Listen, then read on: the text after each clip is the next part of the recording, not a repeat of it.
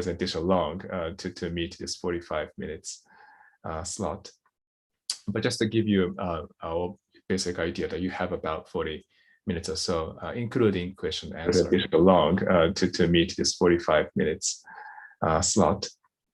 But just to give you our basic idea that you have about 40 minutes or so, including question and answer. Presentation long to meet this 45 minutes slot.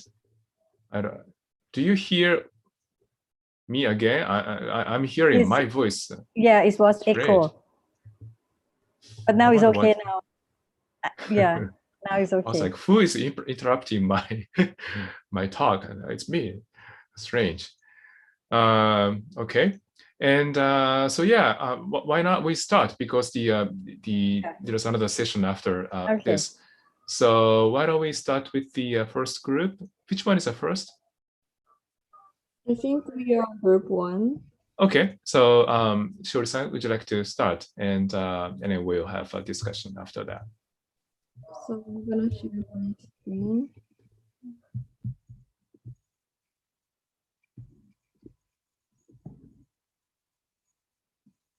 Can everyone see my screen?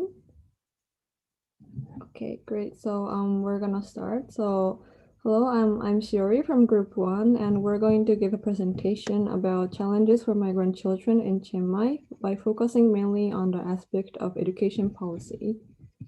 So these are the outlines. So now I'm talking as an introduction, and next I will explain the problem statement, research objectives, research questions, and then we will start referring to the findings and analysis based on literature review and research, field research. And in the end, we will suggest solutions as a conclusion. So first, problem statement. So I will give a brief explanation about the situation. So numerous numbers of Myanmar migrant children are facing several challenges of ensuring education during COVID-19. And since not only migrant children, but also their family has been affected by the COVID-19, the situation of economically unstable family became worse, and this is making migrant children hard to access good education, good quality education. So to talk more concretely, the increase of financial burden and emotional distress caused by parents losing their job and school closure, this has led to decreased learning opportunities for migrant children. And therefore, we can say that there are unequal access to education and unequal outcomes. So next, problem objectives. So we decided to do this research to observe the challenges of Shan migrant children in accessing to education, and to distinguish the needs of migrant children towards education access during COVID-19 pandemic, and to understand migrant family and children coping strategies of risk in terms of education crisis and economic hardship, and lastly, to contribute to build a better education and living environment for migrant children in Chiang Mai. So based on these 4 objectives, we decided to do our research by using these 3 research questions. So number 1, what are the challenges of ensuring education for migrant children? Number 2, how do the Migrant Education Coordination Center, government, schools, and NGOs manage or deal with the COVID-19 situation for the migrant children? And lastly, number 3, how can issues be overcome? So now I'm going to pass it to Nunu to start referring to the findings and analysis based on these research questions.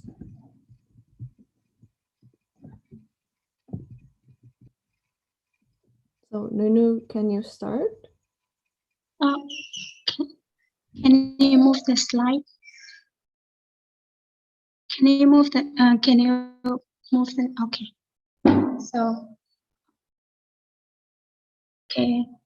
And I'm going to talk about research question number 1, which is about the challenges of the migrant children. So regarding to our main research question, which is mainly we focus on the challenges of the migrant children. So migrant children, which especially Shan migrant children. So here the literature review that we review, there's many factors for the migrant children, such as the language barrier, since they are not Thai people, but they are they are attending to Thai formal education, which is Thai public school with like completely of Thai teaching curriculum. So here the language barrier can occur. And also like they are marginalized and being discriminated somehow as being leader of the migrant children. So another challenge is that the security concern for those who are undocumented as stated. If they have birth certificate, some of the migrant children, they have birth certificate in Thailand because they were in Thailand. So for them, they can easily become Thai citizenship and they have more opportunity if we compare with those who doesn't have the birth certificate. And so because they were not born in Thailand and then they migrate to Chiang Mai in Thailand for not very long ago, and it's very difficult for them and then incentive for their future as well. And then even though there's equal opportunity for all the children, regardless of their legal status, the fear of the parent impact to their children education. And also like during the lockdown, the school are closed and it becomes more serious and difficult to access the education. Can you move another slide? Okay, thank you. So in the literature review, we also talk about the family situation. So family situation is obviously have interlink in the connection with the migrant children education access. So because of the economic hardship, they are hardly to survive and do not want to send their children to the school. And so most of the migrant children are considered that they are low-paying worker, and job that they are doing involves everything from like construction work, agricultural farms, like housemaid, food vendors, and sell various food in the market. And also like some of the migrants, they do not have proper document that live in Thailand, and they are illegal. So it is very concerned with the safety issue and always in the fields. So according to the data, there are like 79.9% of the migrants intend to return to Myanmar one day, but then they are not sure when they will go back to Myanmar. If they go back in Myanmar, they do not have a job, so they don't know what they're gonna do if they go back in Myanmar. So it's very hard to survive. So and also like 75% of the migrant family who depend on their income, on a single workers, like single mom or single father. And so in this case, so one single parent with like a lot of children, and there's like in the situation of hardship and as a result of number. Okay. In fact, that the number of child labor in migrant family increased.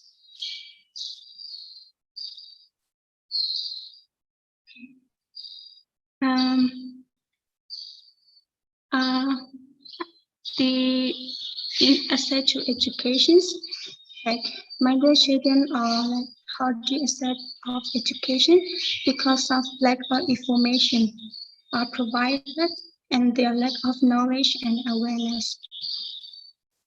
And the educational facilities are very far and few. Some children are living in the construction site and elephant camp. The elephant camp, which is located in Chiang Mai, and it's very far from the educational facility. So, and then there are some of them are displaced children because their parents are illegal and they have to like always in the field. They have to avoid the police and they have to move to another place. So their children also follow their parents to from place to place. And also, like, another issue is that the enrollment of a migrant student who are led to descriptions of the school principal and as well as economic reason, language problem, prejudice, and the discrimination.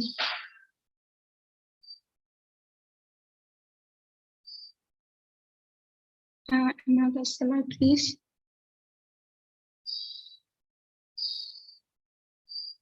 Okay. And then the career choice for the migrant children. So in terms of career choice for migrant children, the parents are not considering about their children's career because it's not a priority. What their priority is that they come to Thailand for work, for not their children's education. Therefore, it's difficult to have a clear pictures of the futures for their children because the length of stay in Thailand, which is depend on the situations of the labor market and the decisions of the quarter for foreign workers. And some children are getting informal education, but they cannot get certificate of enrollment and their graduation. So it's making them difficult to go to school or college and get a job. And then, like, it is necessary to get formal education in a country that they work in Thailand. So otherwise, the children have to keep going job, doing a steady job and become child labor.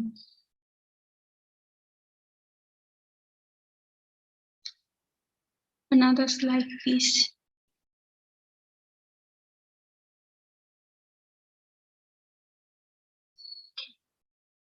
The COVID-19 impact on migrant children. So what are the factors that COVID-19 impact on the migrant children? Its effect on the education issue, mental health, protections and safety issue, and as well as the financial insecurity. And also they are more difficult to reach migrant children full potential, and the COVID-19 make the migrant problem more intricately. So before going to find the analyze, finding the analysis of the question number 1, I like to briefly explain the research method, how we conducted the research. So basically we focus on four groups for the participant. So we interview children, the migrant children and their parents, the school teachers, and the organization who work in the program of support the Shang migrant children into Thai public school. So we interview all them, like almost eight participants, and it takes 4 days, like from June 10. I don't know. I cannot remember the date, but it's exactly 4 days. And then for the conducting the research, for the interview, yeah. And then so after going to the research field, and then we can then and find out from the literature review that we have reviewed, and then from the research field. So for the analysis of question number 1, here I like to apply the concept of the education quality. So by using the concept of education quality to analyze the challenges of the migrant children. As we mentioned in the literature review, the challenges of migrant children, which have interconnection or link with their family condition, with their family coordination.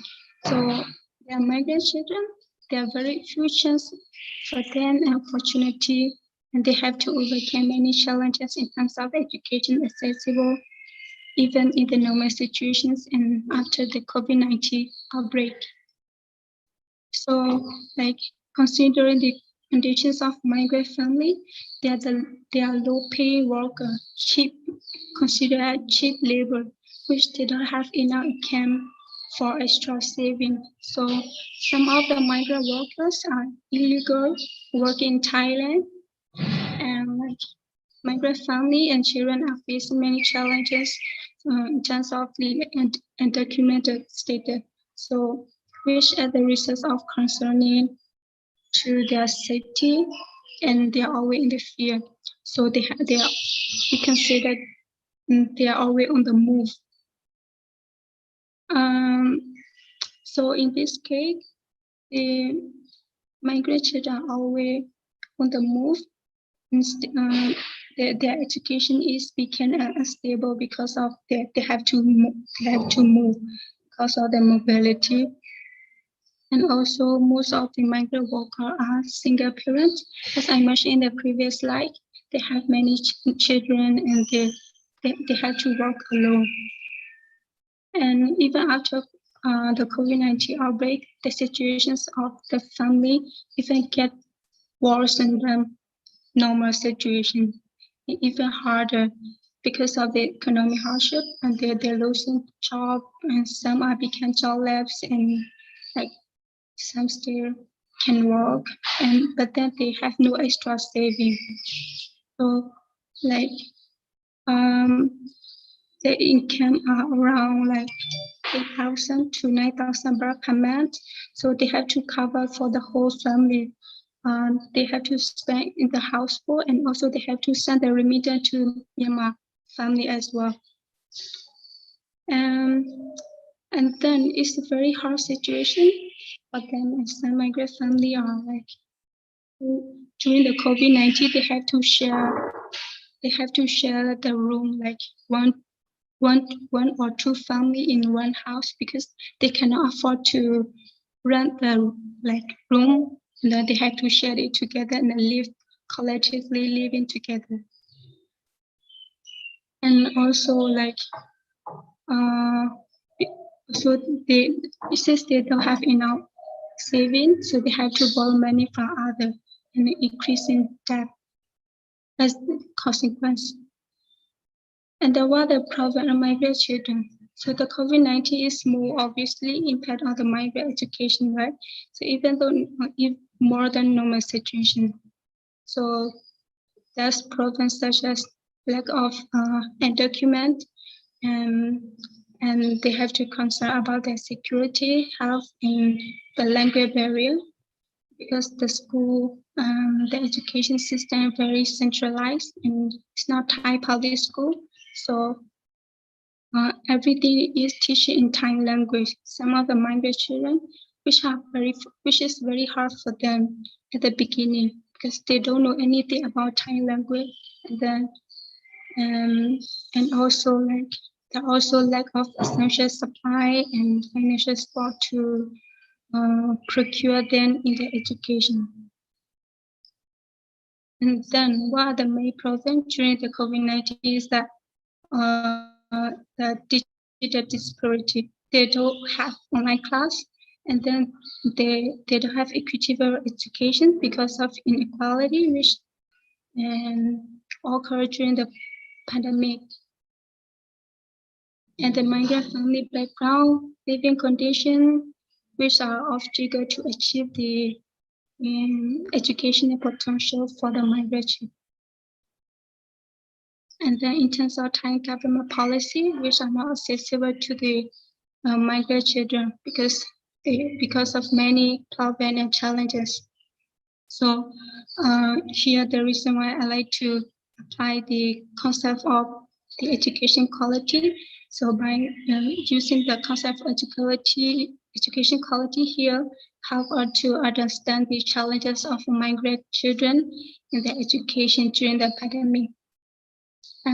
These are the factors and challenges which lead to the concept of education quality for the migrant children, like in terms of learning loss and facing ineffective learning, which made them fall behind. So they cannot learn properly, participate well in the education, and also lead to the uncertain future. That's all for the finding analysis of the question number 1. Okay.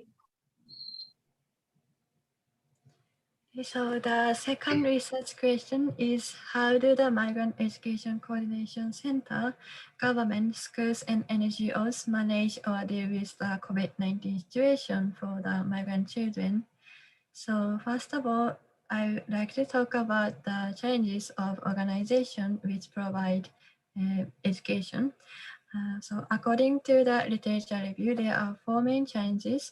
And the first is to secure quality teachers. So there was a literature that the Thai government does not allow teachers from Myanmar to teach about Myanmar nationality in Thai schools.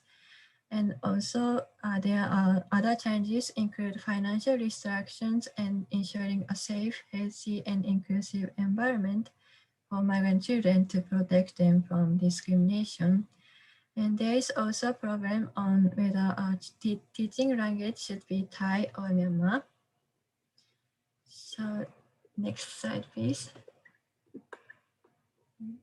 Thank you. So next, I would like to focus on the policy of the Thai government in COVID-19. So the Thai government closed both government and private educational institutions on May 18th to prevent a pandemic. And in order to address the education crisis caused by COVID-19, the Thai government has launched digital online platform learning and TV broadcasting through the channel of NBTC. However, where learning has switched to online delivery, access to online resources and reliable electricity is out of reach for many, especially those living in remote areas, refugee camps, and informal settings. So there was a suggestion that the Thai government needs to supply electricity, learning materials, and life skills messages and related activities for parents. So next, Nana will talk about her findings of her fieldwork. So I would like to turn things over to Nana again.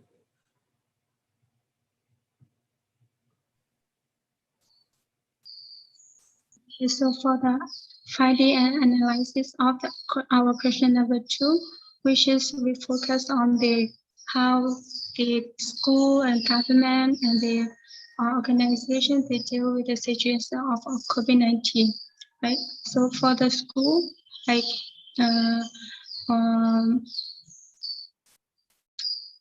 they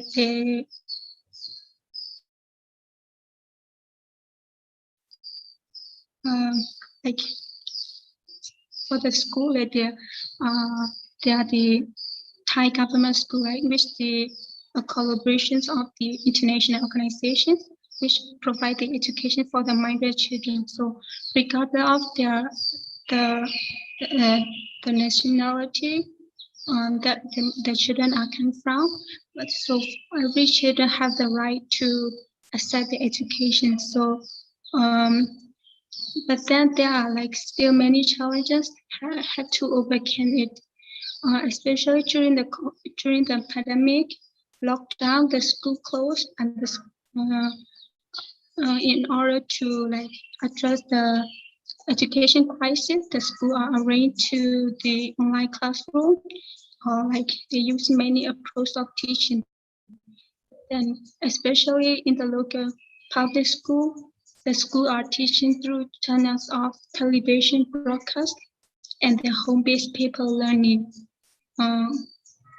There's no online learning because of many like digital disparity, and there's challenging in the school of like such as not enough teacher, the lack of teacher and equipment in the school or teaching advice. So the school that I visit is they have only 10 teachers in the school. And one teacher have to teach all the subjects in one grade, so it's their lack of teacher. And then in terms of NGO, what they provide for migrant children is that they have the program which is called Education for All, and to support the migrant student enrolled in Thai public school and provide the scholarship. And then during the pandemic, they provide necessary support of the household food contributions for the migrant family as well, like rice, salt, and oil, and masks as well. But not, they do not provide financial support.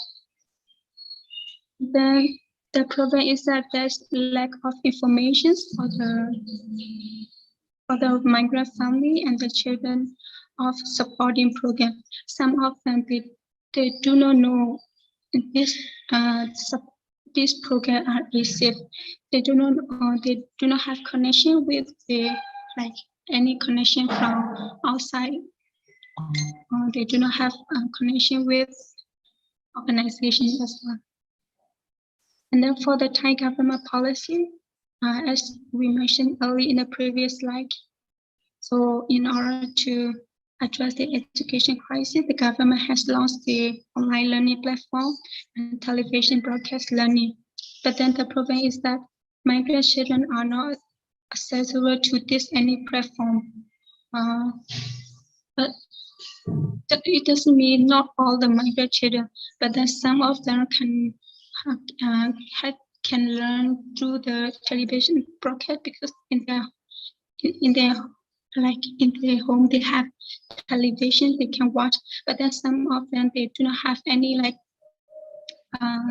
smartphone or television, so that for them they cannot learn through the television broadcast. So for them they have to learn through paper-based learning. And once a week the family come to the school and get the paper and homework, and then they have to do it by themselves without teaching from the school or from teacher. And then, so by looking into this issue, we found out that the different quality of students who are accessible to digital learning and who are not. So according to interview teacher, that and the teacher mentioned that there are two groups of students. One group is better than another group because they can learn. They can, those who can learn to, those who can access the television, who can access the, who have television at their home and have smartphone, they are better. They can learn and they understand. But those who learn through the home paper-based learning, the students are not really understand the lesson. So and then they have to do homework which they have not learned it yet. So they have no idea what they are doing. So these are the different that we found out. And then in the school, most of the teachers are not qualified in teaching subject because some of the teachers who graduated with for example with economic major, but then they became teacher and they're not they're not finished with the education major and they became a teacher. And some of them they do not have much experience in teaching. So the qualifications of a teacher who have to have a relevant experience in teaching. So in this case, so we think Thai government authority still need to ensure the quality of the education for the migrant children to be better, and still need to improve the better environment in terms of education for the migrant children. Another issue is that the Thai government policy which affected the activity of organizations who support the migrant children, because they cannot visit the migrant family during the lockdown, so they lost contact with the children, and also the children are Like at the result, they drop out the school and getting married in a young age, which are very risky. And then we also found out that there's lack of knowledge and awareness in the migrant community and of how to access the available service, lack of accommodations and be provided to effectively support the migrant children.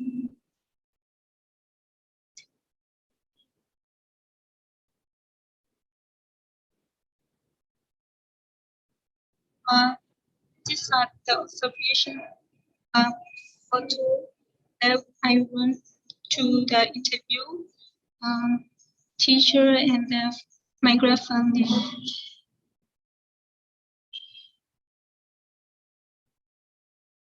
This is their living condition and the school as well.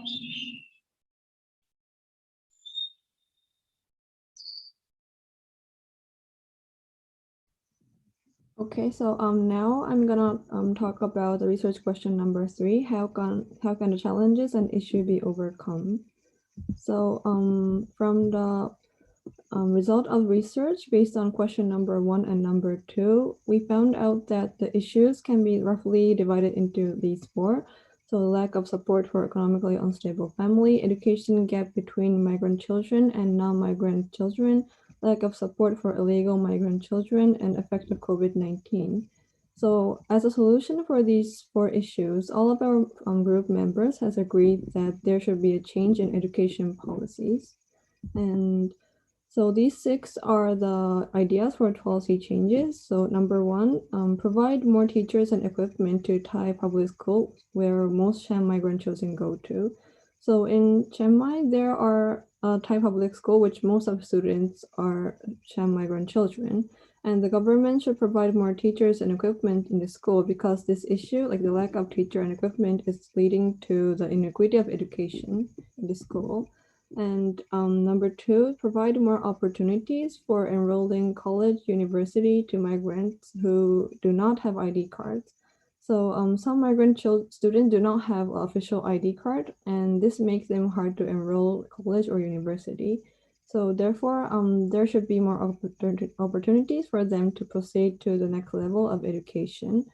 So for example, the government should allow students who has a student ID card to enroll university or college, even they don't have an official ID card. So number 3, provide COVID-19 special fixed payment for all Thai citizens, including migrant family. So as we have explained before, COVID-19 has given a great damage to economically unstable family.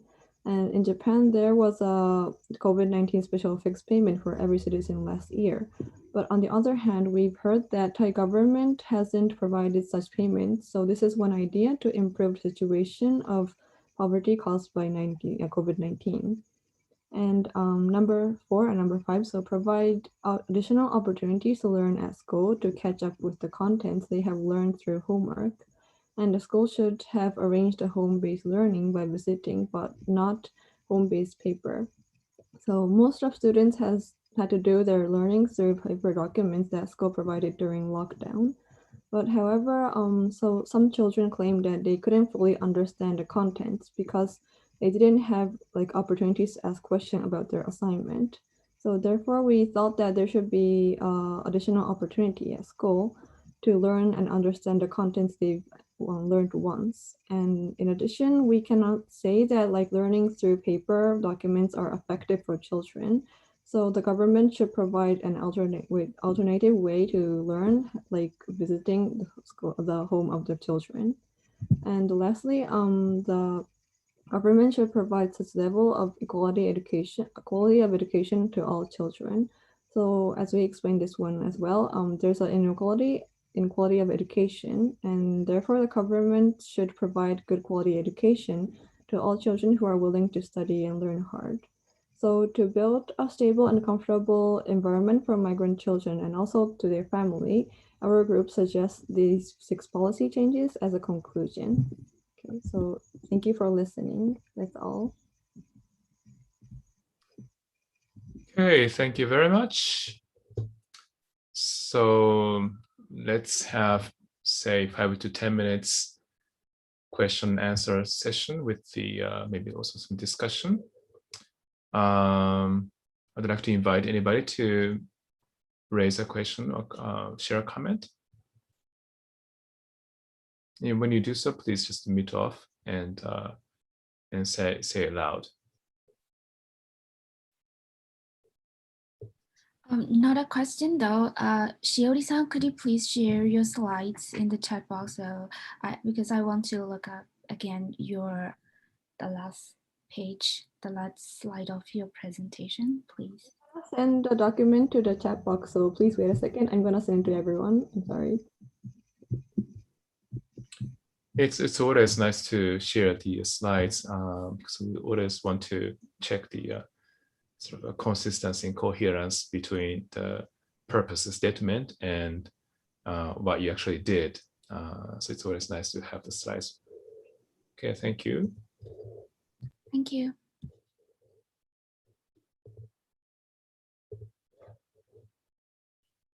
Any questions?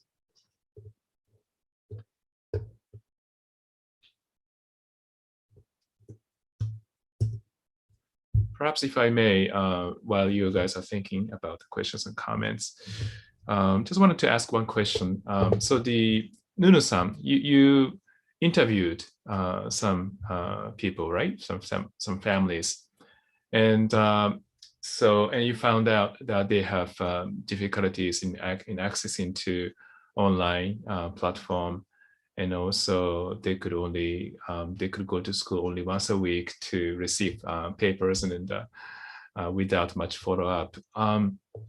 Did the families that you interviewed talk about other challenges? For example, the challenge about missing the opportunities to interact with the other children, because one of the school functions is to socialize, to help children socialize, not just teaching academic contents, but also help them socialize.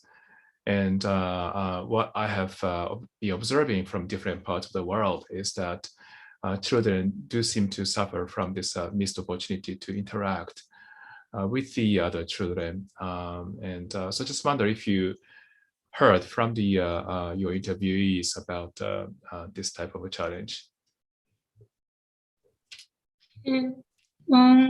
What I observed during the interview is that most of the family, their parents, like when I asked, do you have any satisfy or like during the COVID-19, because your children cannot go to the school, right? And then also like, do you have like any challenges other than that? The financial instability, it seemed like they didn't really care about their children education. They say, okay, this is the way how the government went out to be like this, and then the school closed, and we have to follow the government policy, so we cannot go to the school.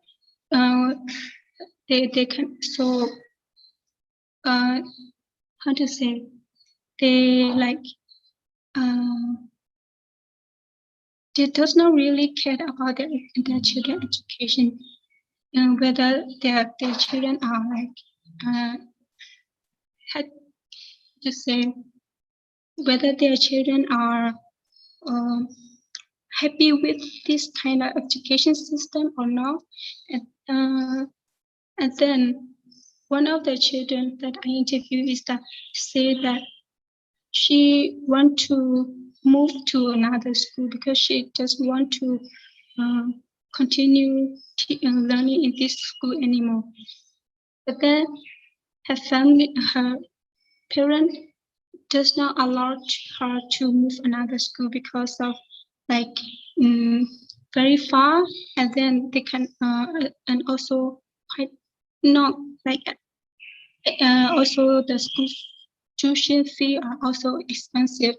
So they have no choice to live in this environment.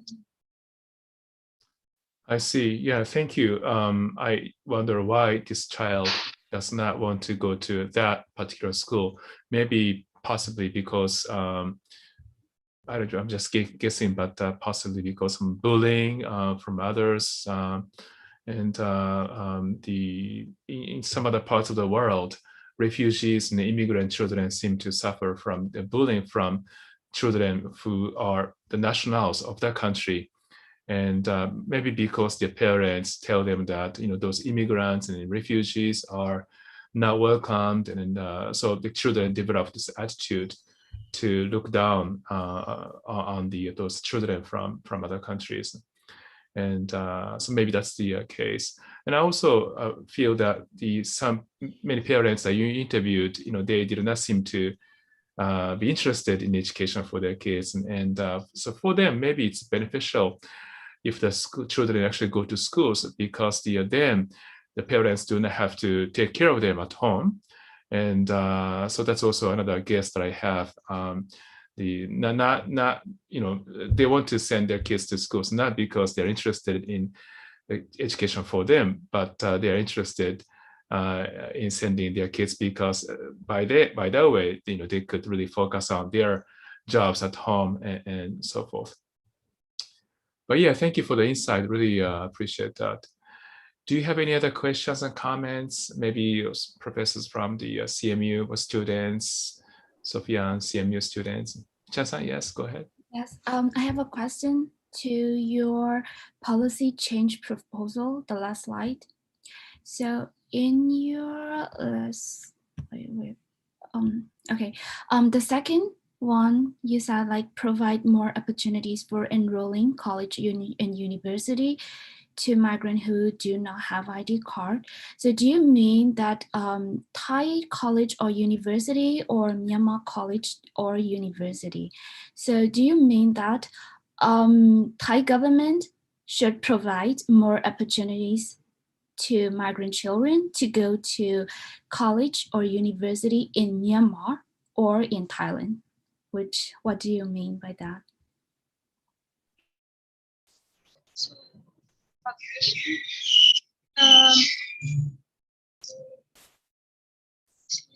Let me check the question.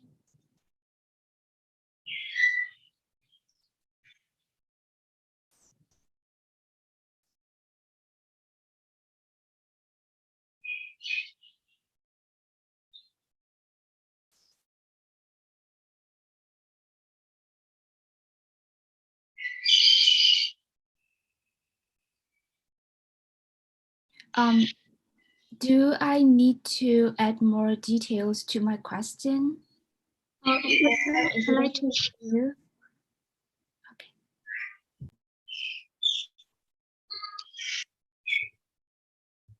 So your question is about the government should provide such. Your question is based on the government should provide such level of quality education to all the children, right? So you said like opportunities to go to university or college, right?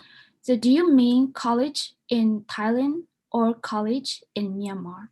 Which one do you mean? Of course, the college in Thailand, because the situation system that we focus is the formal education, which is completely Thai education. The school that they attend is the Thai public school. So after they finish grade 12, they can go to the Thai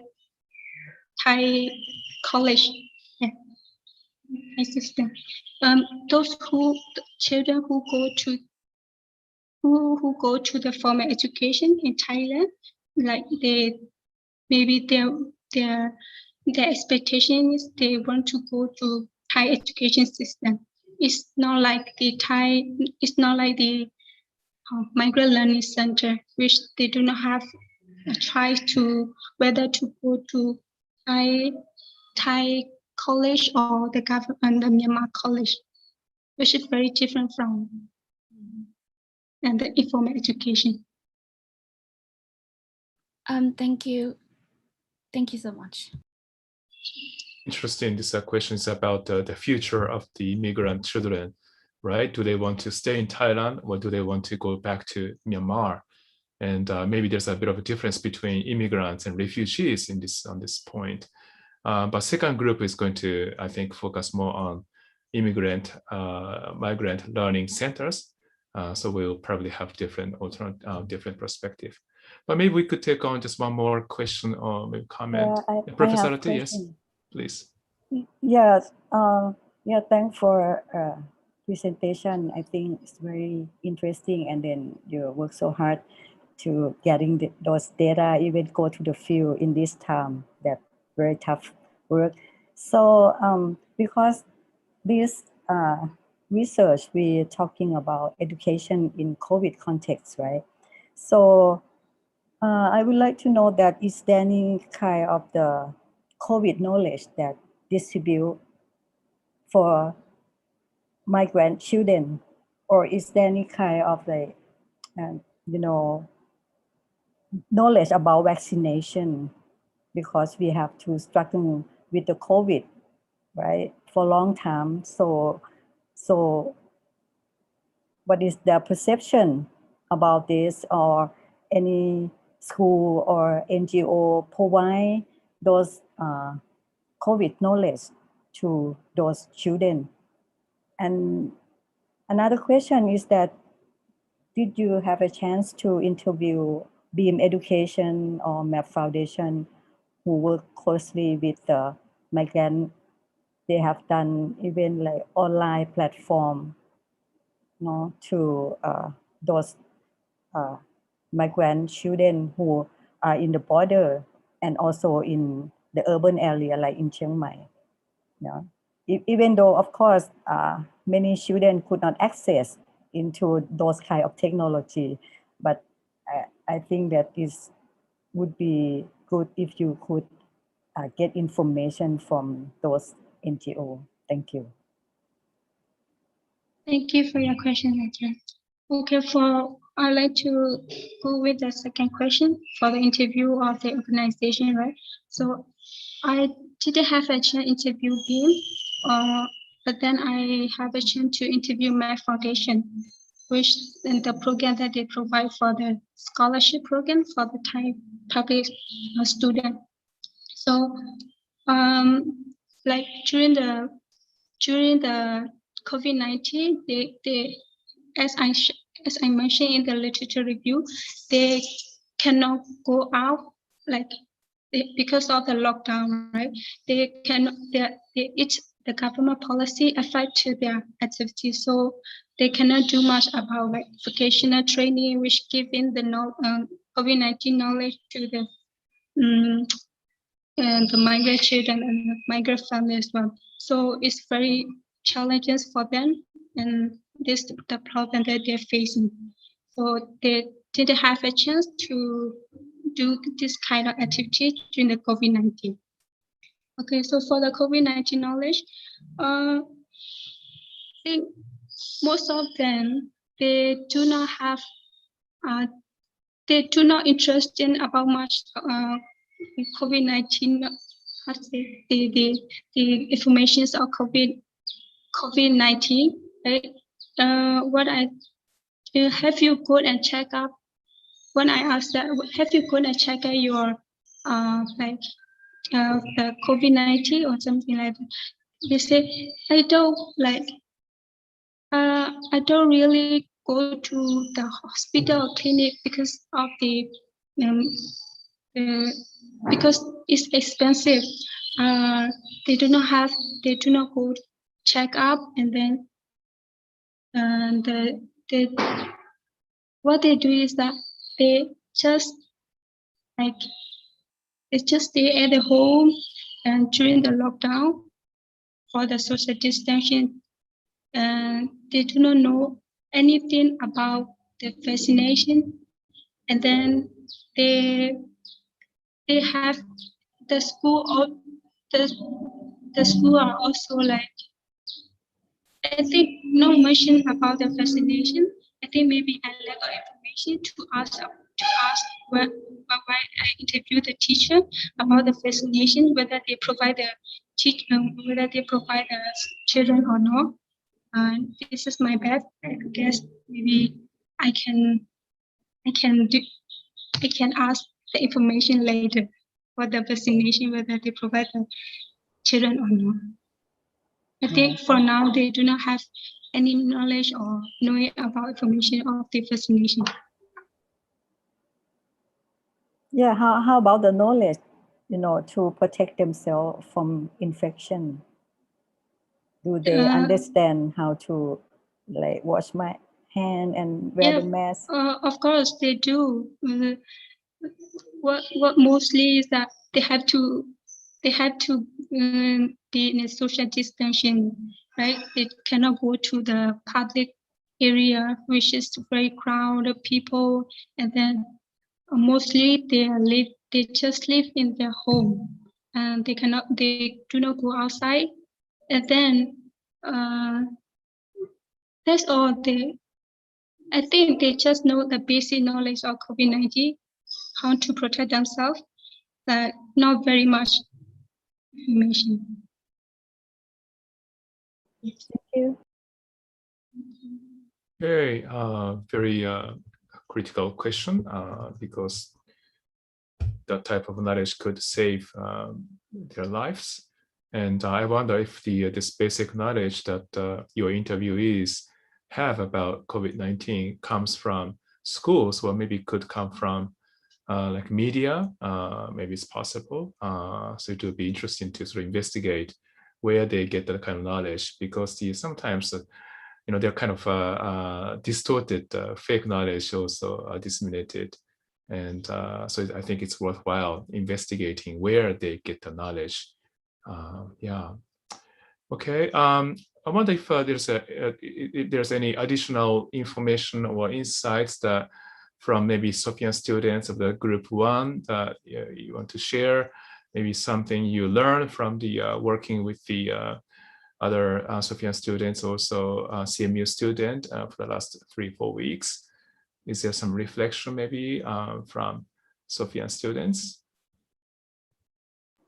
Ajahn Mali going to ask the question.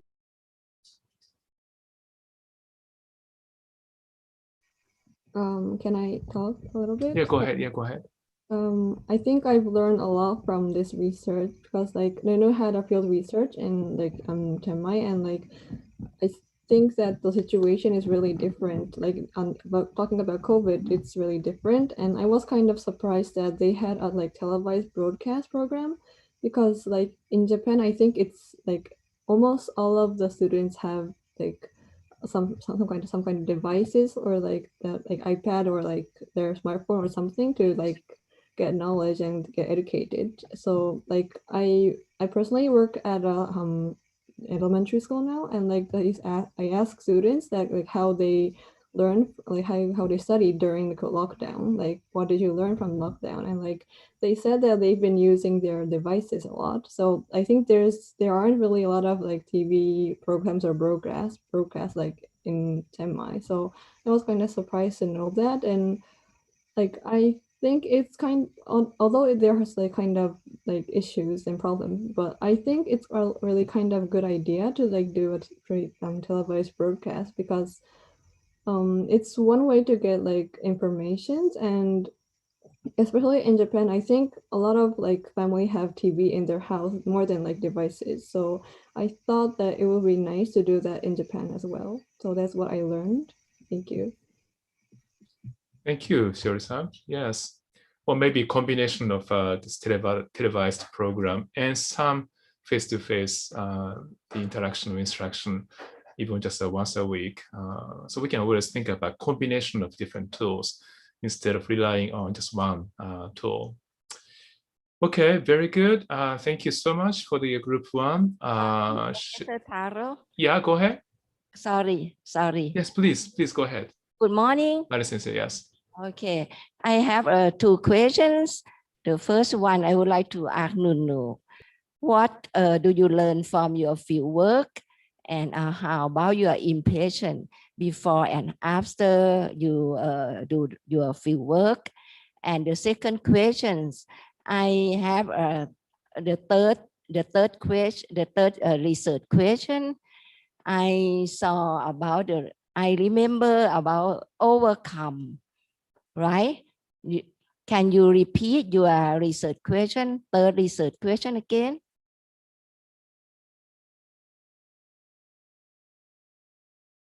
Okay.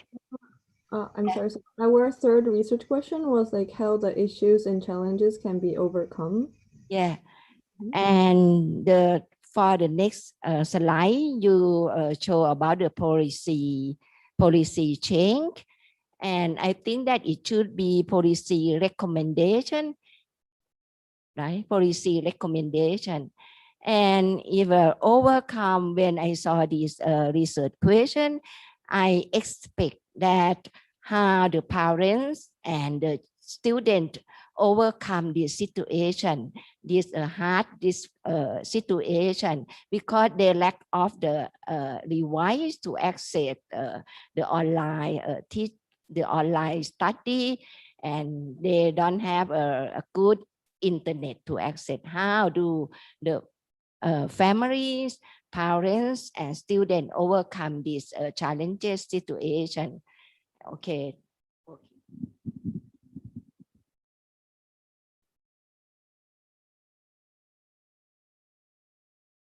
Okay, thank you for your question, Ajahn. So for your question number one, what I have learned from this research project. So first thing first, in our group we have like we divided our tasks and role. Most of the Sophia University students, they like mostly focus on the literature review. But then for me, I'm here in Chiang Mai alone, and then I had to focus more on the research field work. So when I went to the research field work, and for me, you know, I learned a lot during the research field work on how because this is also my first experience, and then also my first time conducted the research, the way like interview with participant, and also like contact to the the participant who selecting the participant. And then, you know, it's very, for me at the very beginning, it's very hard for me to kind of doing this kind of thing like this. And then when I invite contact to one of the organizations asking about to be requested to have interview with them, I was like, I don't know, at first I was very like anxiety, and then I don't know how to, whether they will accept my my request or not. I have like I had planned to kind of rescue many people, but then at the finally, I just got only one person for my interview, and then very lucky on me. Yeah, that what I have learned from like selecting the participant for the interviewing, and also like and also experiences everything which regarding the research method, how to apply the knowledge, and you know, I don't know I don't know how to explain. Yeah, this what I have learned. Yeah, because I'm doing alone, and I learn. You know, without too much help.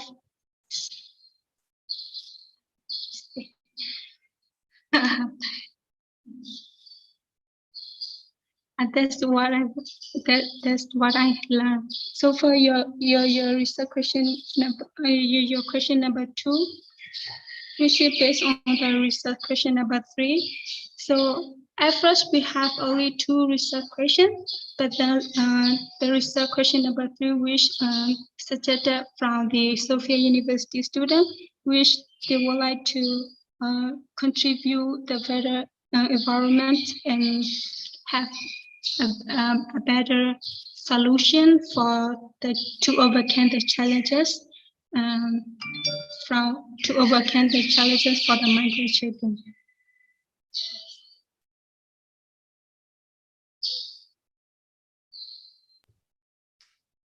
Does anybody else from group 1 to respond to the second question? I think Yes, Cyril yes. can respond to this question. Number 2 question. I'm sorry, I think I had a bad connection in a moment, so I'm not really sure the question is right, but I think like you were talking about the question about research number question 3 and like how the challenges could be overcome. And by listening to your opinion, I think like I shouldn't maybe use the word overcome, because I really understand that like overcome is a word for like migrant children or like families. So maybe like I just wanted to like give a solution for to like build a better situation for migrant children and their family. So like the word overcome isn't really like proper word, but what I wanted to say is that like by changing the policy or like to recommend a change of policy, I thought that like there might be we can build a better situation for migrant children. Like they can maybe they might be get easier to get into a university, or they might like solve so there might be a solution to for like their unstable economical like situation. So that's what I wanted to add as a like research question for our research. So is it okay as an answer for your question? I'm sorry if I didn't get it wrong. Yes, very good. Yeah, thank you, all of you. Yeah. Okay, so perhaps the third question could be, alternatively phrased as, how could those challenges be addressed by policies, government policy interventions and things like that, to be more specific. Yeah. Well done. Thank you for the group 1. And so let's move on to group 2. And please share the slides when you're ready. Okay, I'll share the slides.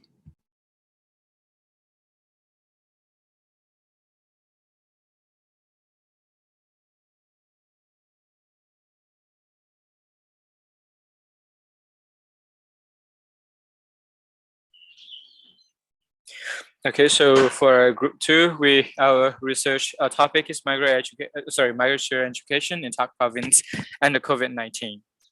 So we choose Tak province because over like around 12,000 migrant students are residing in Tak province, and we think that will be a good reason for us to go there, and it's also easier to assess and in terms of the interview, and also that's a specific region, like that's a unique region for migrants of migrant populations. So for our research question, the first one is how did COVID affect the migrant children educations, and the second one is that what are the challenges and possible learning methods for migrant children to assess quality education during COVID-19, and the third one, the role of the stakeholders in local organization, government institutions, especially Ministry of Education. So our objectives are to understand the effect of COVID-19 on migrant children, to explore the possible learning methods that migrant learning centers are using and the challenge of it, and to understand the role of stakeholders in supporting migrant children during COVID-19. So our methodology, we use qualitative methods, and for the interview, okay, so for the interview, sorry, Sorry, carry on.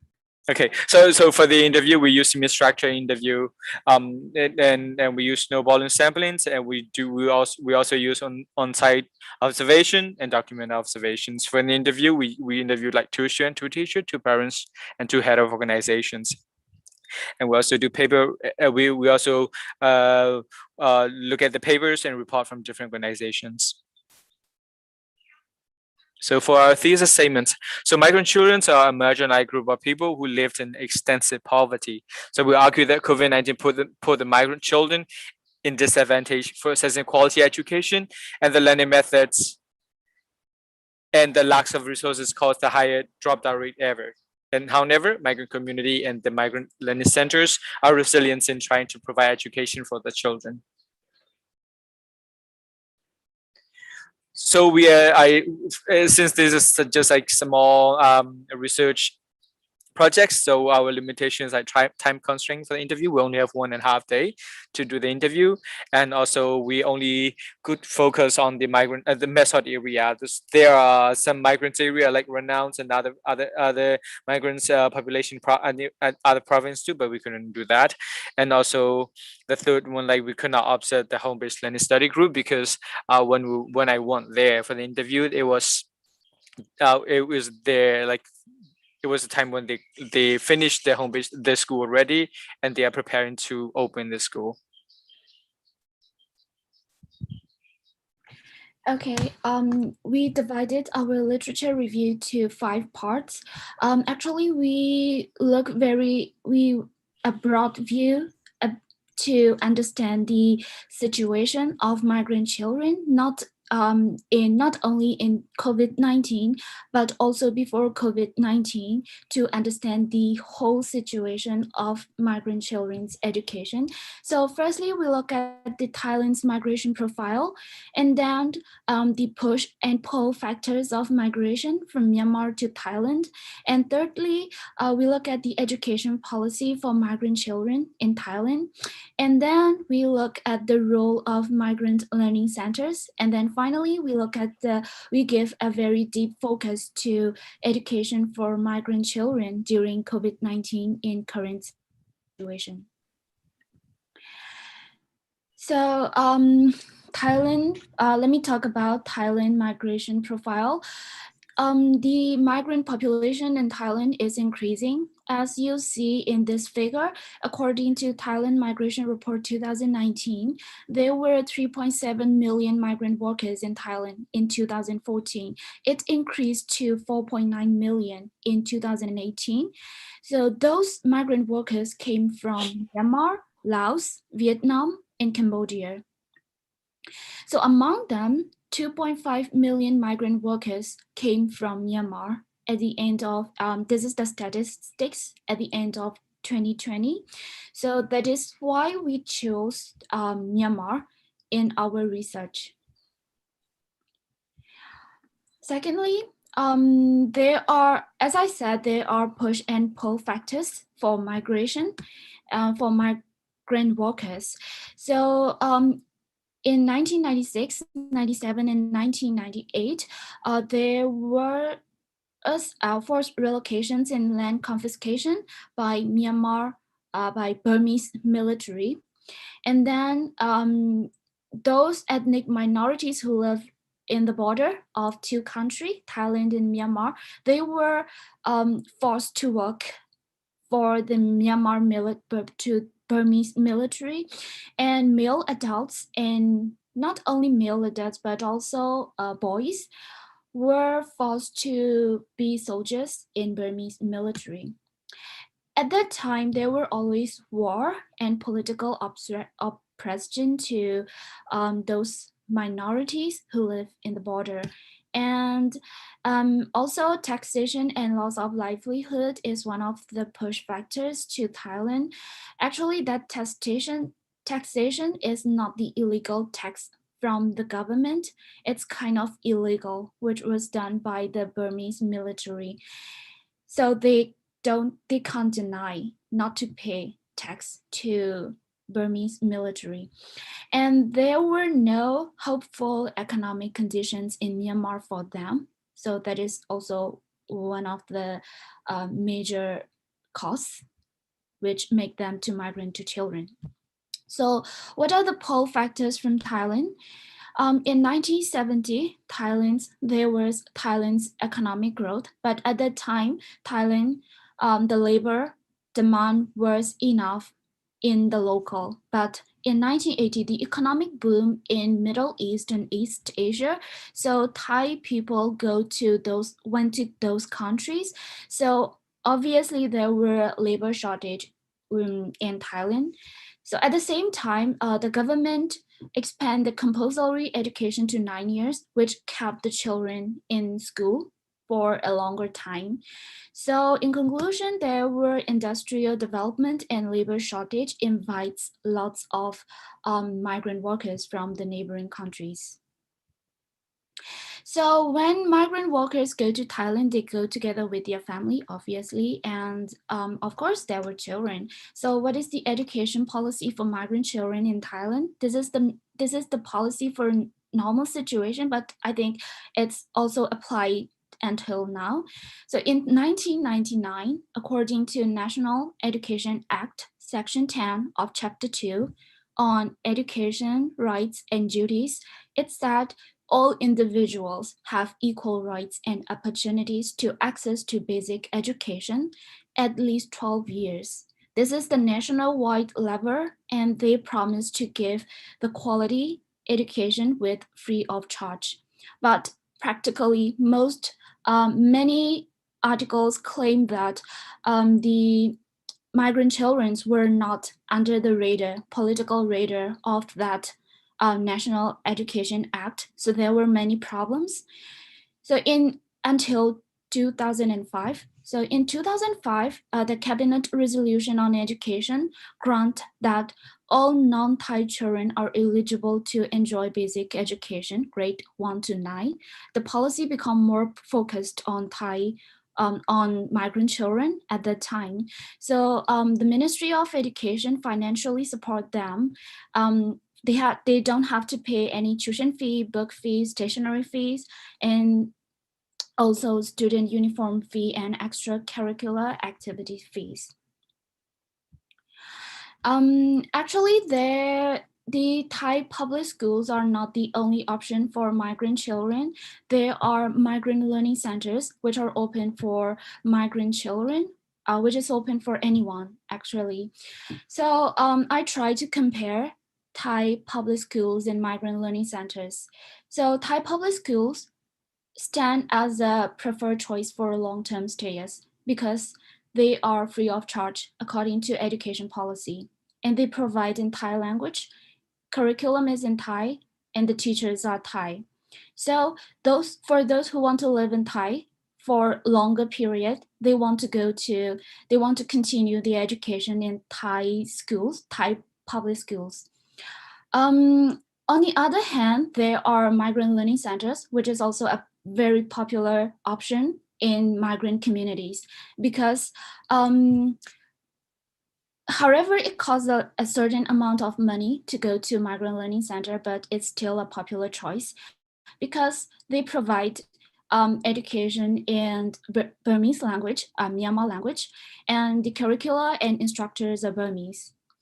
And another one why migrant workers like Migrant Learning Center, MLCs, is that those migrant learning centers located very closely to migrant communities, and they are very open and flexible in document checking.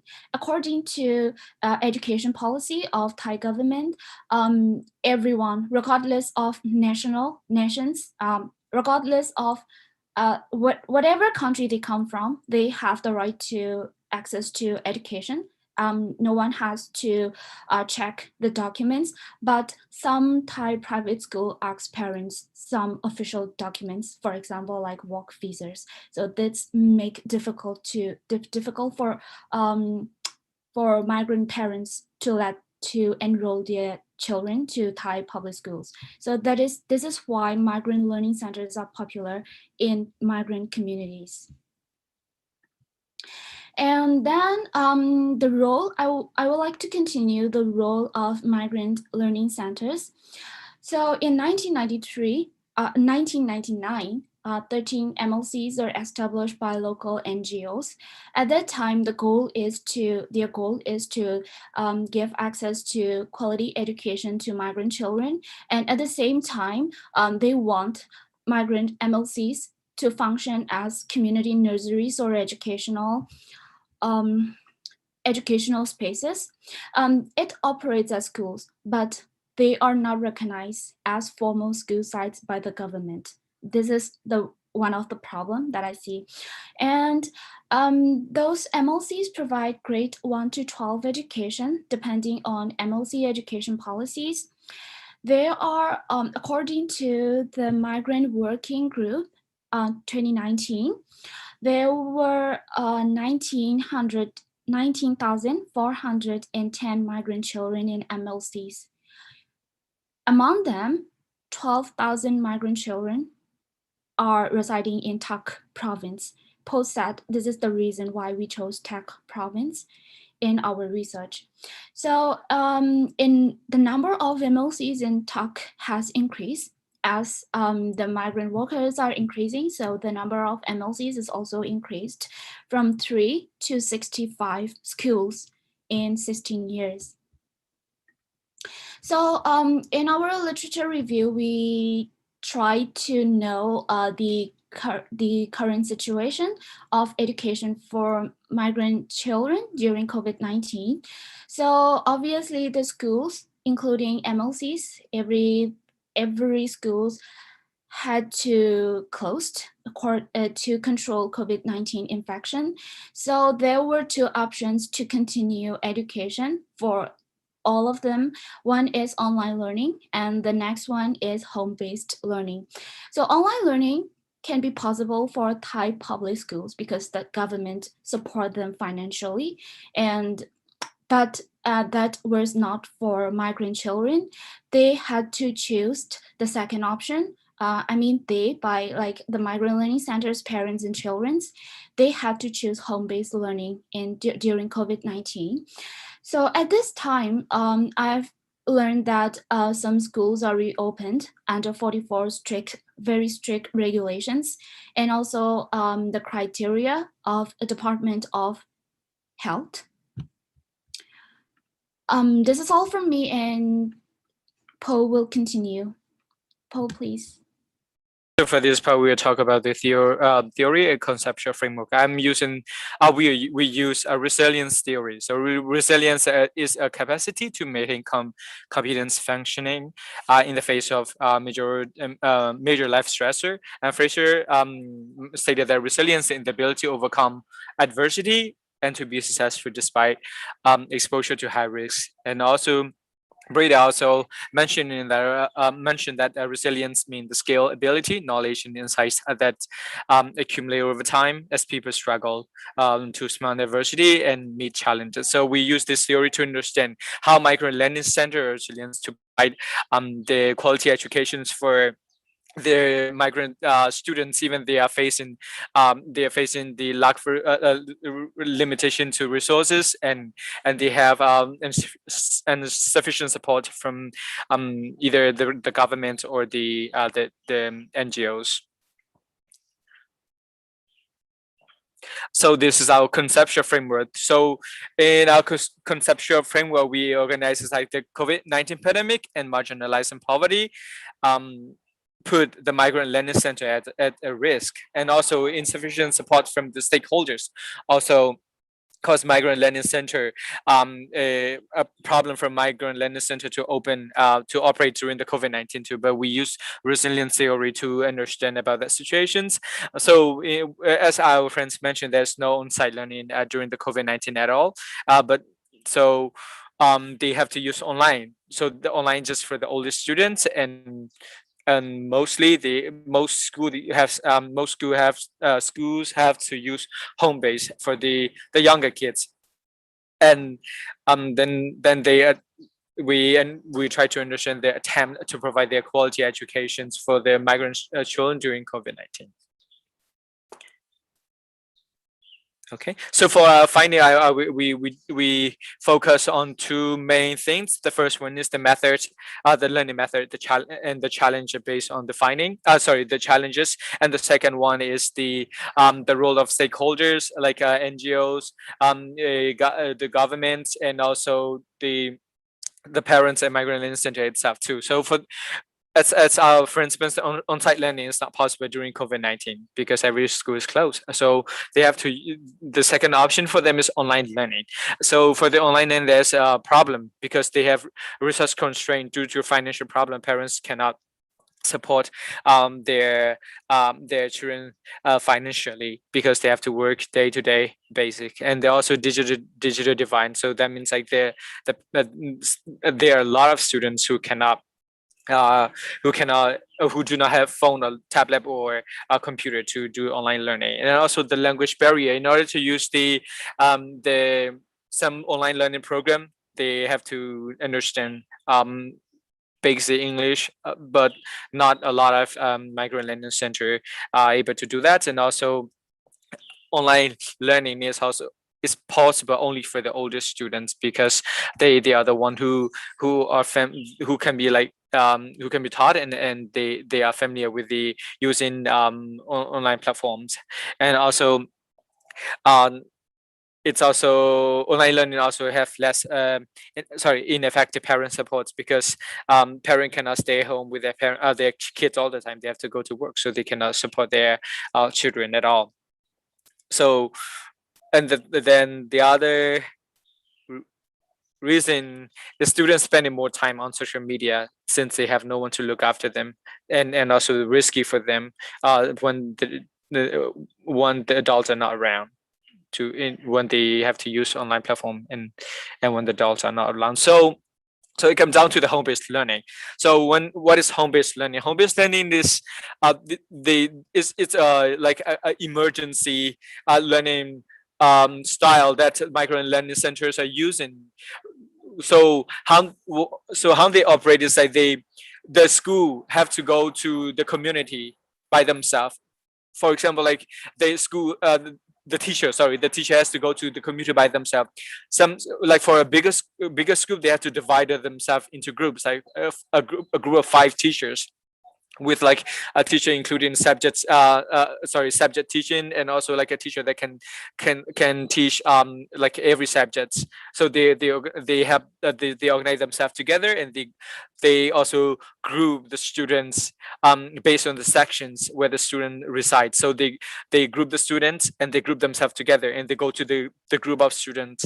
So some group of students, they can study only like once a week.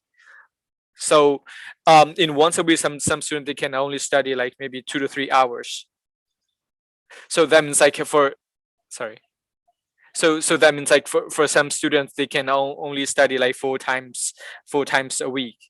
So, okay, so the problem with the home-based learning is that the location problems. What I mean by the location problem is that some students, they live very far. They live very far from the home-based learning center. They live very far from the home-based learning center, so they cannot come to the home-based learning centers. Also, some students, like, they have to follow their parents too. And also in addition to that, some migrants family, they live with their boss. So when COVID happened, like the house owner or the boss don't want the teacher to come to their house. So it's difficult for the school to do home-based learning for those group. And also they have sometimes like some school, they don't have enough teacher, because before COVID, like some teacher, they visited Burma, but when the COVID started and when the border closed, they cannot come back. And also it's discouraging for the student, because it's just 1 hour a week maybe. So that's like some students, they get bored, or some side, they are not motivated enough to do the home-based learning, so sometimes they just quit the program. So like according to one of the students, she said like, it's very boring to study at home, and I want to go back to school and study with my friends together. So here, so our friend will talk about the role of stakeholders. Hi, I'm Mickey. I'll talk about stakeholder. So there are 5 stakeholder when we talk about the migrant children education. So there is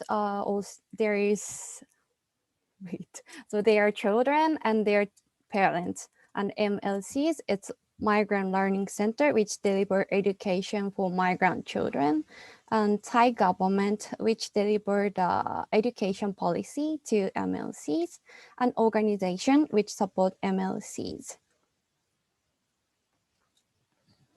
So let's see the migrant children. So they are 8,320 students in Tak province. And the challenges for them are not having enough income and psychological stress because they cannot go out during the COVID-19, and also the debt. And some students have to move along with their parents from place to place because because they are migrant and difficult to find place to settle down, so they need to change school often. And we found during our research, the number of students enrolled schools is decreasing. So let's see this slide. So before COVID-19, there are more than 11,000 students in MLC, but after the COVID-19, there are only 8,316 students in MLC. So 3,000 students are drop out or stop going to MLCs. It may be because, like Paul mentioned a while ago, because of the border closure, migrant student cannot come back to the Thai, or because of the financial problem that their parents always face, so they cannot go to school now. Okay, so let's see the parents. So this is so we write down the expectation of parents. So first, they expected to provide support for their kids for home-based learning, especially the assignment and regular attendance. But the reality is they do not have time because they need to work morning to evening, and also they might not have knowledge to do so. And second one is they expect to provide device and internet. But as we mentioned, they do not have enough money to buy this equipment, so they cannot do that. And the third one is they expect to take care of children, but they do not have enough time to do so. And let's see the MLCs. There are 16 MLCs operating in Tak province. And the greatest challenges currently facing MLC is lack of financial support, security, educational materials, student access to school staffing, teacher, and access to information. And expectation of MLC is to provide home-based learning. But as Paul mentioned, they don't have enough resources and teachers.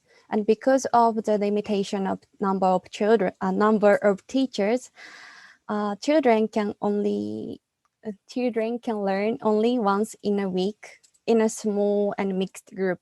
So like, for example, so one math teacher can visit one place only once in a week, and one science teacher can visit one place only once in a week. So because of that, children can ask question only once in a week about that subject. And also in a home-based learning, they more focusing on like checking the assignment or checking their health.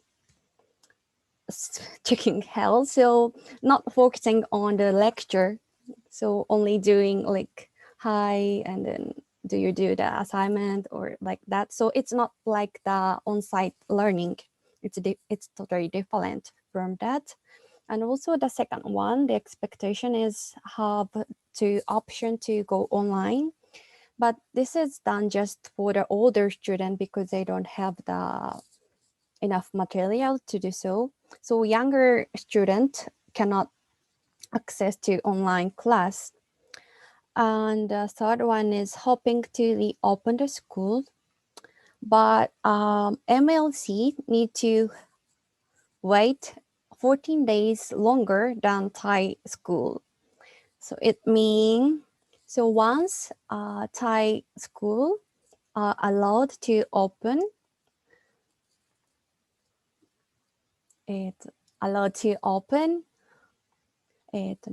MLC need to wait 14 days more than that. So if the COVID-19 split after Thai school open, so they cannot open the MLCs again. So it's like a discrimination that MLCs are facing. And let's see the organization. So some NGOs create home learning guideline for teachers. So this organization train the teachers how to teach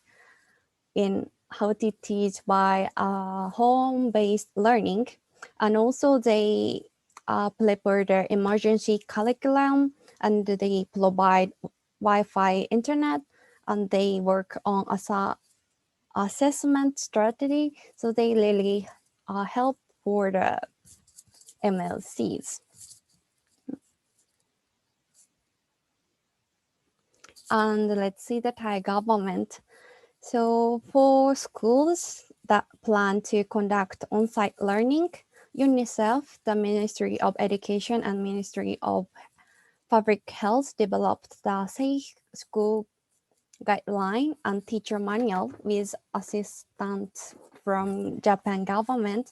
So they decided a 44 strict guideline for MLCs to follow to reopen. So they visit the school and to check how it goes and grade the school A, B, C to D. And if the school get D, they cannot open the school. But the guideline is very strict. So like 30 students in a day is allowed to come to school. But the MLC is a big school, so this is a problem for MLC because it has over hundreds of students in one school. So it's cannot do with 30 students. So it's also the problem.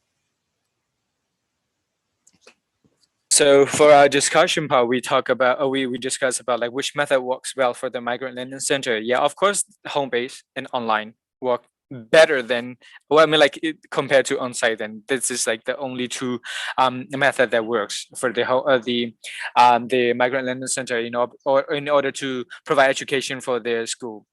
So as we mentioned already, home-based has some problem and challenges, and also with online too. So for the online, just only useful for the older students, like even only useful for the older students, and older student cannot provide, do not have device, and parents cannot provide internet for them all the time.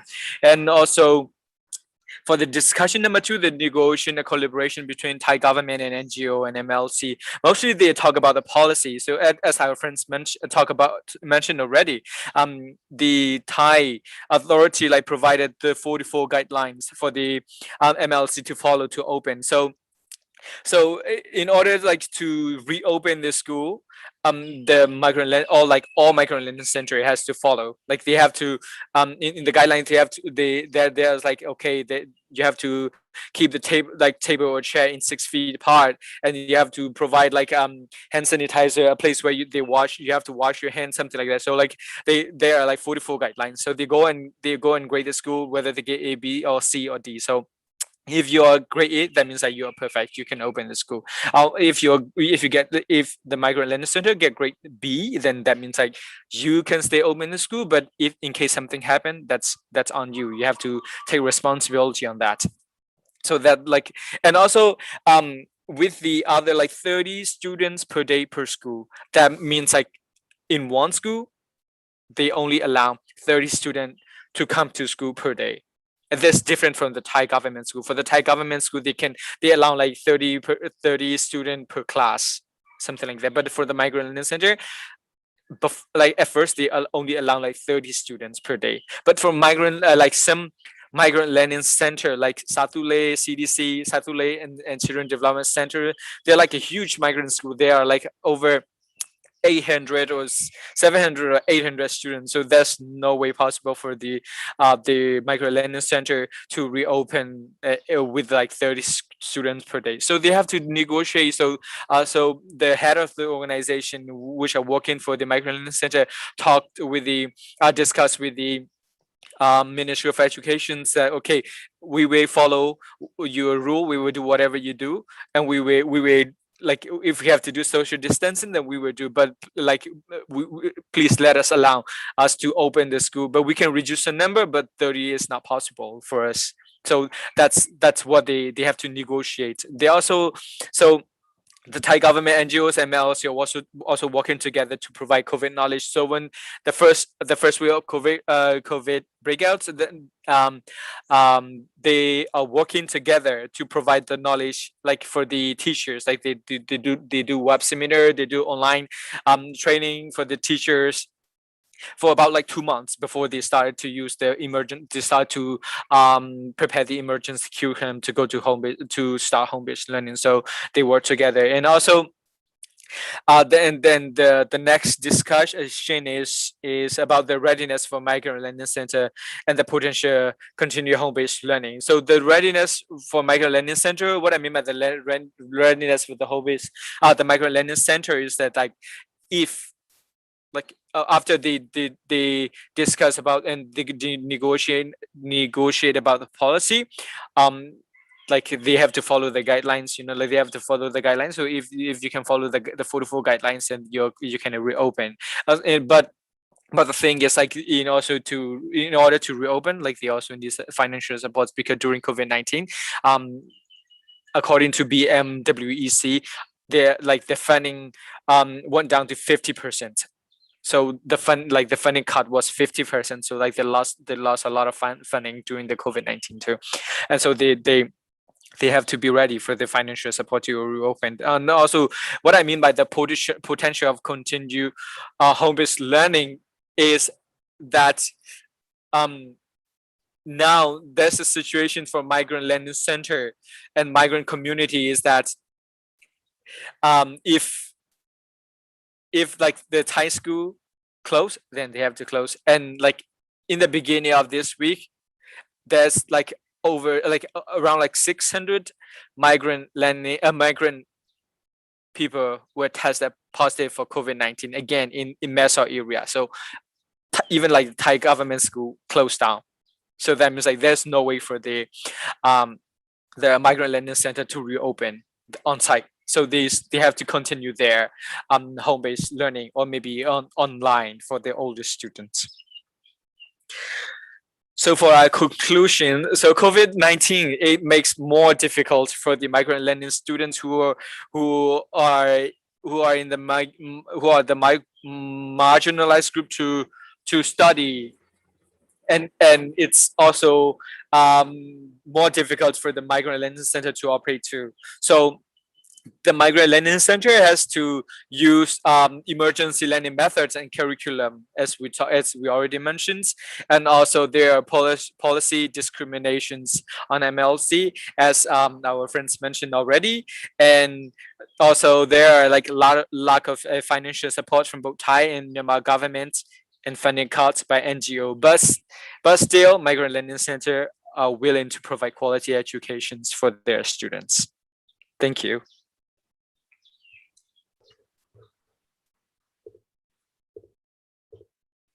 Okay, thank you so much for the group 2. Very informative, lots of interesting information. So let's open the floor for questions and answers, comments.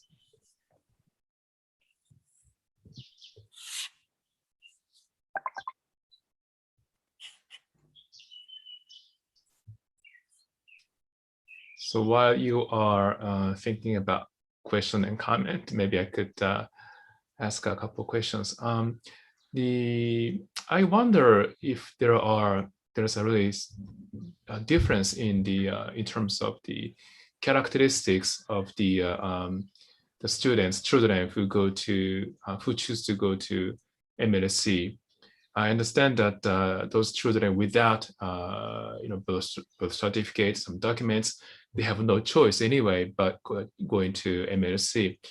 But are there any children who actually choose to study at the MLSC for the reason other than not having sufficient documents?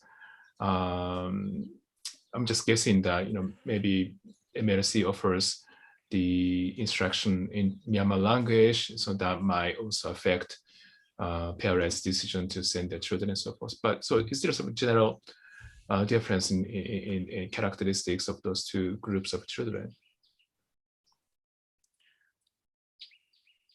So that's my first question. And next question is maybe it's more like a comment, but when you say like online teaching or online learning, right? We have really different modes, different ways of learning and teaching online. And I'm assuming that like in Japan, when we say online learning, it basically refers to kind of a real-time Zoom instruction or learning like this. But it's possible also to provide like on-demand videos. It's also possible to for the teachers to talk to kids using a very simple online platform such as WhatsApp or such as Line and things like that. The one project that I follow in other parts of the world, they combine actually a real-time learning and teaching using Zoom, and also the kind of interaction between teachers and kids using WhatsApp, so that when students want to ask questions, they do not have to wait for 1 week, like the case you described, but they could simply, send a question to the teacher, and the teacher will respond. So yeah, I'll be curious about what kind of online learning and teaching is being implemented, and also I wonder if you see other possibilities of the conducting online teaching somewhat different from the way it's been taught. So those are also two questions, and I'd appreciate if you could respond to that. Professor, I'm afraid, but could you repeat your first question? So my first question is whether there's a really major difference in characteristics of the children who study at the MLSC and children who study at the Thai local school. I'm talking about the immigrant children from Myanmar, right? And especially if you find some characteristics of children who choose to study at MLSC for the reasons other than lack of documentations, lack of birth certificates and so forth, because in this case, they have no choice anyway. Okay. Paul, do you want to answer? Okay, sure. So like in most of the migrant learning center are focusing on 3 different education pathway. The first one is like the end goal of their education pathway. The first one is like to go to Thai university. The second one is like to go to international university, and the third one to go back to Myanmar. So so let's leave the Thai university then. So for to go to international university in the Myanmar university, they choose to be in migrant learning center, because one day, like if they want to go back, then they can join, they can join the university in Burma, because migrant learning center are also using, they call like non-formal primary education for like both for Thai and Myanmar. So which they mean by non-formal primary education is that they use Myanmar curriculum there, but they use Myanmar curriculum from Burma, and they teach the kids the same way. But students are studying in migrant learning center. For the grade 4 and the grade 10, they have to go back. For example, that they go to Myawaddy, like the other side of the border, to take the test. Well, like there's like a board exam, like for the grade 4 and the grade 10 students. So for those kids, like they attend the migrant learning center because they are aiming that one day, like either their parents will go back, or either like they aiming for the university inside Burma. Very interesting. Before listening to your response to the second question, so it's really interesting to know that some parents send their kids to MLSC because there's a possibility for them to go to international schools. You said, yes, not just schools in Myanmar, but international schools. Why is that? Is that because this MLSC provides some instructions in English, or maybe some international schools in Chiang Mai recognize the certificate of the MLC that they could accept children who finished MLC? Yes. So in the region, like in Mesot area, there are some, like they call it post-10 school that prepare the student to take the GED course, like as I mentioned before, like the GED course. So for the migrant learning center, like when they reach to grade 8, as 8, 9, and 10, like they start to for those students who are aiming for the international university, they start to prepare themselves to go to those post schools, right? So they start to get ready, like in terms of the English language. So like they prepare themselves. Then in case they are selected to join the post school, then after post school they can take the GED exam. Then after they can take GED exam, they can apply for a scholarship. But it's very competitive though for the migrant school. Sorry, for the migrant children. Yeah, thank you. And second question. Okay, so yeah, for the second question, it's like online. So yeah, it's as I interviewed, according to the BMTA, the chairperson of the BMTA told me that yes, they provide online class, but not real-time online class, just to provide the QR code for the students to scan the QR code and to watch the video there to learn by themselves. And yeah, as we mentioned, like the challenge with the online classes, that there's no adult to be there for them. For the older student, yes, they can ask questions. They can use they can use Facebook. They can use Line. So if they have questions, they can ask the teacher. But the younger student, there's no possible for them because they cannot use a Line or Facebook. They cannot use social media unless they're supported by their parents. But in this case, if the parents are not really interested in education, there's no way they could get support. But it's really interesting. But it's really interesting because MLSC is not sort of regarded as a second option to Thai schools. Judging from what you said, the immigrants, they have really two options, whether if they have documentations, they could choose to go to Thai schools, or they could choose to go to MLSCs. MLSC is a non-formal education, but it's not really like a second option to Thai schools. They seem to really offer really interesting opportunities. So really good to know that. Okay, other questions? Yes, Professor Ati, please. Yes, thank you for your presentation. Very interesting topic. And yeah, I can see lots of information from your presentation. And I have a question about the concept of resilience. And I think you have presented that, right? You identify resilience as a main concept, but in your resolve and analytical part, I haven't seen you apply this concept clearly, and I'm not so sure that maybe your information or the result maybe not enough to use this. And it would be interesting to look at the actor, like parents, student, or even school teacher.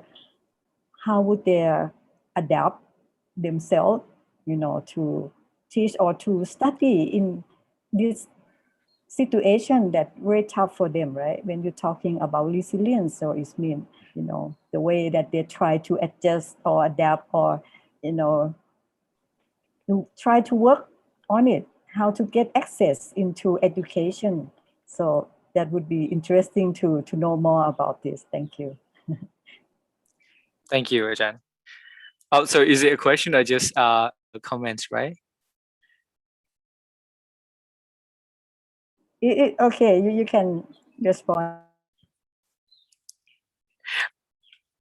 Okay, yeah, as you mentioned already, like, so the migrant learning center, they are in difficult situation due to COVID. Like they like the school is locked down already.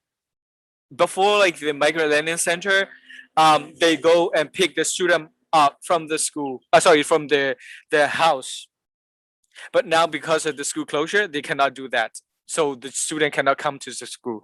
But even though like they are facing that difficulty, they are trying to work together, like the organization. So there are 5 main organizations that are trying to work together. So there are BMWEC, like Burmese Migrant Education, Burmese Migrant Worker Education Entity, Burmese Migrant Worker Teacher Association, MECC, Migrant Education Coordination Committee, and Health Without Frontier and Teacher Focus Group. They are working together. So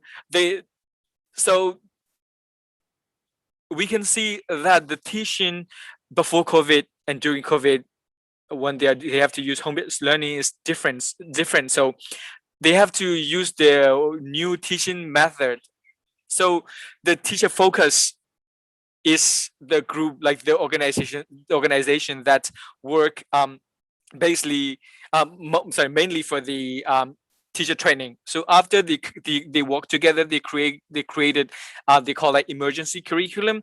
They have to give training to the teacher. So teacher focus work with the migrant learning centers to give training to the teacher. So we can see, like, even though like they have difficulty, they just don't sit and wait. They just like work together, and they try to come up with a new way of like giving education and providing education to the migrant learning center, also with the parents too. But for the parents part, it's not that they don't want to participate, but they also have problems, like because of COVID they lost their job, and then like they have to work from the morning to the evening. But some parents are stay like willing to send their kids to the study group, like the home-based group.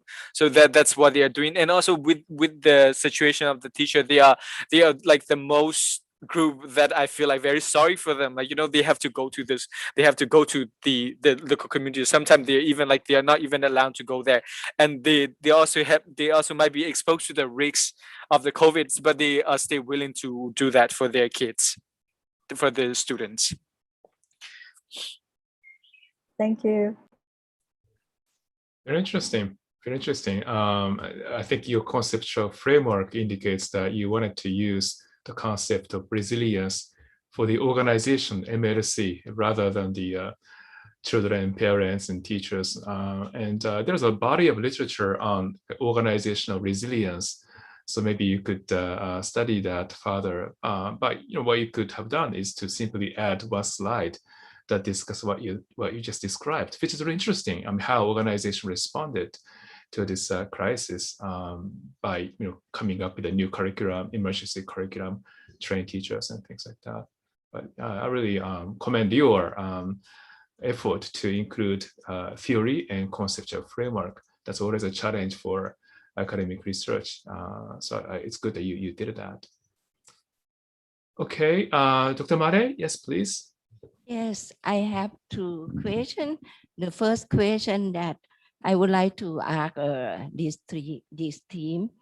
I listened to 2 teams. The first team collect data at the center of Chiang Mai, the migrant workers, and the second team collect data at the border.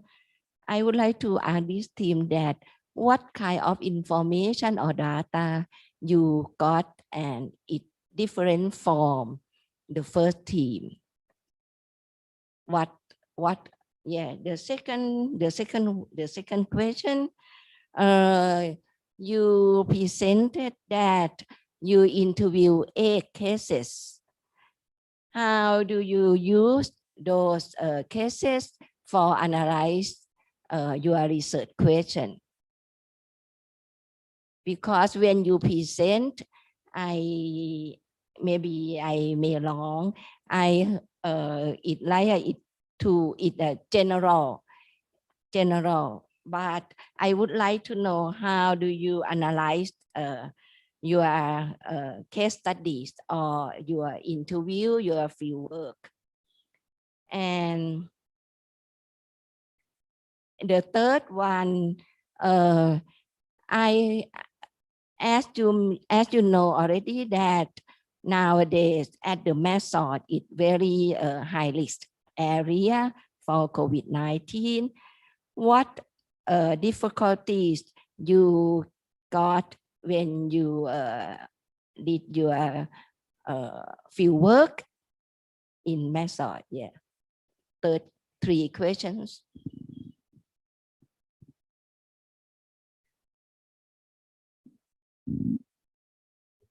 Maybe the first group wants to respond to the first question. So the question is about how you collected the data and I suppose that's what you mean, right, Dr. Male? You wanted to see sort of a profile of the participants and study participants and procedure to find the samples and things like that. No, I mean that the first question I want to know what the information or data is different from the first groups, because when they present it seemed like it seemed like that the student or family face to the same problem, lack of the device and cannot access to internet, and teachers cannot teach or something like that about this. I would like to know that different context, what is the difference information or data. And the second question that they interview 8 cases. I would like to know how do they get a benefit from those cases or how they analyze that cases. And the third question, in method area now, it like a red area, no? It high risk area. I would like to know how or what difficulties he got when he did the field work. So yeah, so to answer the first questions, so what the information, like both are the migrant community. So Nunu did her interview in Chiang Mai Center, and I did it in the border area. So what I see, the only difference that I see, it's like for students in Chiang Mai, they can only go to the government school. There's no options for them. There's no migrant learning center for them. But for those students there, I like what I see is like they are more marginalized. Like they and then they have the options to go to the migrant learning center. So in migrant learning center is different from the Thai government schools. So so the difference, migrant learning center now, they do not have like support from any government. They don't get financial support from the government, and also like they do not they have to be dependent on the funding. So when it comes to the readiness to reopen the school, it's very difficult for them, and I think that's the information that's like different from the Thai school. And what I to answer the second question, so so for the interview, like the first my first objective of the interview is like to confirm like some report and data that we have read. So some report and data they talk about the micro learning centers use home-based learning, but like we don't really know how home-based learning centers are operating. So we add more question to that. So how do you operate? So where did you get your curriculum? So where did you get curriculum? So how did you train your teacher? So I collect all the data together and put it. I'm not sure whether I put it in my analysis, all those data. Yes, so I try to collect all those data together and to understand more about the micro learning centers, using the home-based learning and how it's working for them. And so for the third one, I'm kind of like lucky because when we went there with Ajahn Pisit, like Ajahn Pisit, we went there, like it's kind of like my method is kind of like reopen a little bit. Like there's no restriction of COVID-19. You don't have to quarantine 14 days after that during that time. So when we went there, like we can enter easily. But what I heard is that you can only stay for 3 days. If you want to stay more than 3 days, you have to like report to the authority. But our interview lasts only like 1.5 days, so we stay there like 2 days and 2 nights, so we come back, so we didn't have any problem. And for me, like I also have like contact with the some people there since I worked there before. So contacting the micro learning center, it's not difficult, and contacting the head of the organization is not difficult. And the other reasons, like when we went there, we as we mentioned in our limitation, we couldn't go and observe the school and the learning center, so I didn't encounter any difficulty there, because I didn't even have a chance to go and observe it myself.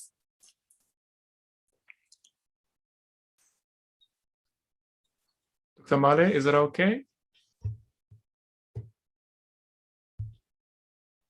Yes, okay. Thank you.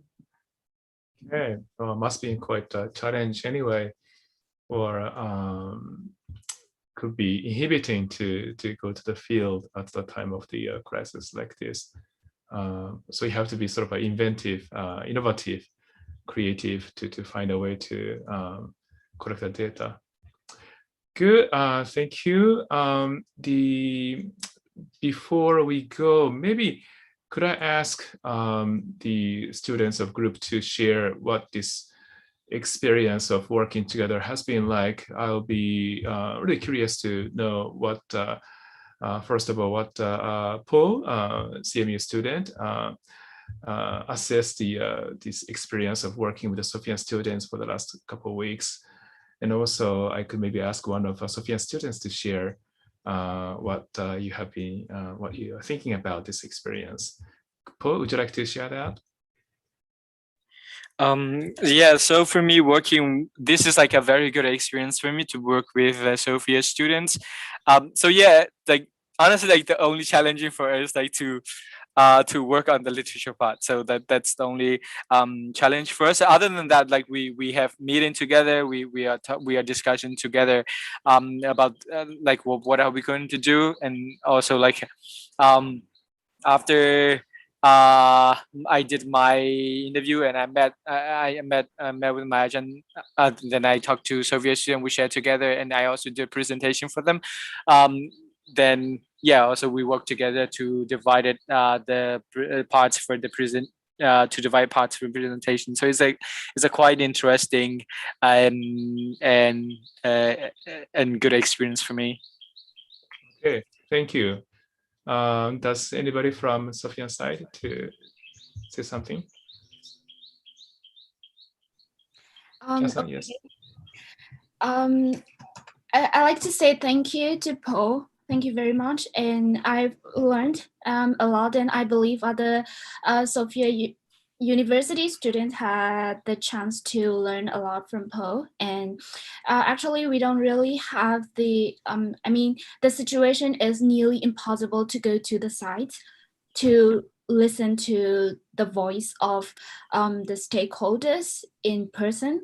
So what we can do is to learn from the papers is maybe and we found that like there are slight differences and there are like very interesting facts and gaps between like the papers and what we our like findings. So that's very interesting. And I'm actually personally I became more interested in migrant children's education in Thailand, and lots of questions are popping in my mind.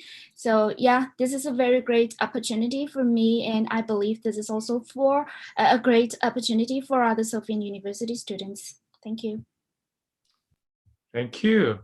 So Paul and Nunu, be ready. We'll be coming to your place soon when the Corona crisis is over. Okay. Good. Thank you so much for your participation, contributions to discussion. I also want to thank the CMU professors for providing really insightful, useful inputs. And for those two of you CMU students, you will continue, I think, your research, and so I wish you good luck on that. And I do hope that we'll be in touch online for a while, but eventually face to face. I'm sorry that we have really went over so much time, and I think the second session is waiting. So I'll end this morning session now. And those students in session 1, I think we'll have to take a break and perhaps eat something. But I suppose second session could start, and we'll join the second session, afternoon session, a bit later. Is that okay? Professor Peter, is that okay? Is that Chanida, is that okay? Yeah. Professor Taro, let me inform students from Sophia University and Chiang Mai University. For the second sessions in the afternoon session, we would like to let them know that we still have the 3 topic, which is very interesting to present the presentation. I hope that the Sophia University could join, participate the presentation and learn as much as like the morning session, because the morning session is very good, especially the 2 of them, the 2 presentation and the collaborative between them. I really hope that the Sophia University and the CMU can share the information and learn together in the afternoon session as well. Sure, we'll come back and we'll join. But does the second session start right now, or the? No. After the lunchtime. In Thai time is 1:30 p.m. So I'm not sure that in Japan. Okay, so it's going to be 3:30 in Japan then. Yeah, please. Yeah. So the session will start in Japan time, 3:30. Okay, the topic is about, the first one is on the migrant workers, but on the health issue and the sexual worker over there with the COVID-19. The second one will be the health volunteer, the community the health volunteers who who participate very closely in the COVID-19 situation. And the last one for this afternoon session is about the state policy, the state power and policy. So yeah, very interesting presentation. Excellent. We look forward to that. Okay, so let me close the morning session now, and so thank you so much, and see you later. See you later. Bye for now. Bye for now. Yeah.